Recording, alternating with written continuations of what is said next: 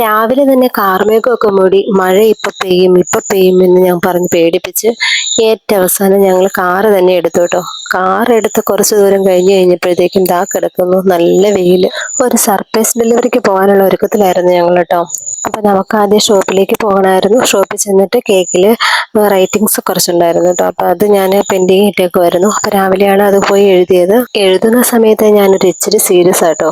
Husband ഇതും പറഞ്ഞ് എന്നെ കുറെ കളിയാക്കിട്ടോ.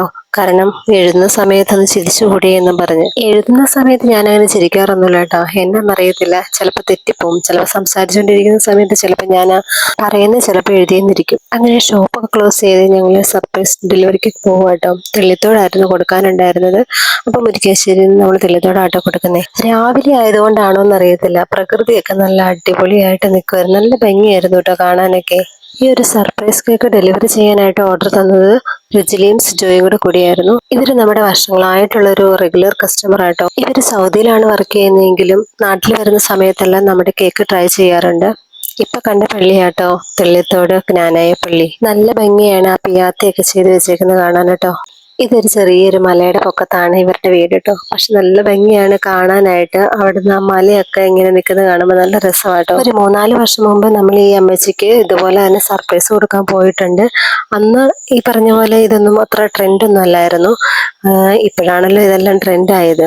പക്ഷെ നമ്മൾ ഈ ട്രെൻഡ് വണ്ടേ നോക്കിയതാ. ഇവരുടെ മുറ്റത്തേക്ക് കിടക്കുമ്പോൾ നല്ല രസമാട്ടോ. ഇഷ്ടംപോലെ പൂക്കളും ഒക്കെ ഉണ്ട്.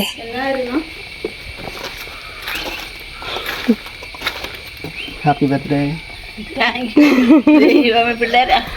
ആരായിരിക്കും? സുജായാണോ? ആണോ? സൗദി എന്നാണോ പറഞ്ഞിട്ടാണോ? ആരായിരിക്കും? സുജയായിരിക്കും. റിജിനെ സുജയ അങ്ങടെ തന്നു. പ്രതീക്ഷിച്ചായിരുന്നോ? ഇല്ല, ഒട്ടും പ്രതീക്ഷിച്ചില്ല.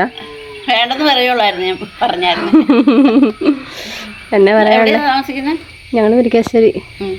പണ്ട് ഇവിടെ വന്നിട്ടുണ്ട്. അത് തന്നെ, നേരത്തെ വന്നത്. അന്ന് ഒരു ദിവസം കൊണ്ട് തന്നായിരുന്നു. എന്നെ പറയാനുള്ള അവരോട്? ഒന്നും പറയാനൊന്നുമില്ല, അവര് വിളിക്കൂലോ. പറഞ്ഞോളാം, നേരം പറഞ്ഞാൽ മതി. ഹാപ്പി ആയോ?